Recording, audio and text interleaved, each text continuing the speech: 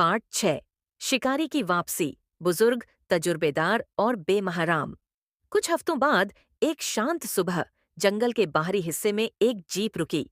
दरवाजा खुला और बाहर निकला राज ठाकुर, एक बुजुर्ग शिकारी। सफेद दाढ़ी, आंखों में बर्फ सी ठंडक और चाल में ऐसा आत्मविश्वास जैसे मौत भी उसे सलाम करती हो। राज ठाकुर जंगल का सबसे तजुर्बेदार शिकारी था। वो वही आदमी था जिसने पहले अग्निदेव शेर को घायल किया था। वो अब लौट आया था, एक अधूरी लड़ाई पूरी करने। राज ठाकुर ने दृढ़ता से कहा। जंगल अब बदल चुका था। भेड़िए, चूहे और शेर अब सिर्फ जानवर नहीं थे, वे एक सुनियोजित ताकत बन चुके थे। डॉक्टर मुकुल की मौत, जंगल में फैली डरावनी कहानियां और रहस्यमयी पेड़, सब कुछ अब इंसानों के खून में डर घोल रहा था। लेकिन राज ठाकुर डरता नहीं था। मैंने मौत को पाले में बैठाकर दाना डाला है। जंगल के शेर और भेड़िए मुझसे नहीं, मेरी परछाई से कांपते हैं, राज ठाकुर ने हिम्मत से कहा।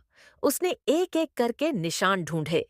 टूटी हुई चश्मे की डंडी, चूहों के पंजों के निशान, सूखे पेड़ से टपकता लाल रस।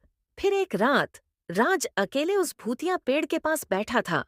धीरे धीरे कोहरा घना होने लगा और अचानक पीछे से चिंकी की फुफकार, दाएं से कालू की गुर्राहट और सामने अग्निदेव की दहाड़। लो, आ गया तुम्हारा बाप, राज ठाकुर ने तंज कसते हुए कहा। उसने बंदूक उठाई, पर यह बंदूक साधारण नहीं थी। उसमें बंधे थे इंसानों के पुराने तावीज, तंत्र और एक वज्रनाक, एक ऐसा नुकीला औजार जो सिर्फ अभिशप्त आत्माओं को घायल कर सकता था।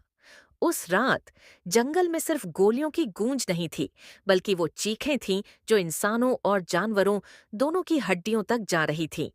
कहते हैं राज ठाकुर ने उस रात 100 से ज्यादा चूहे मार गिराए, कालू को जख्मी कर दिया और अग्निदेव को फिर से गायब कर दिया।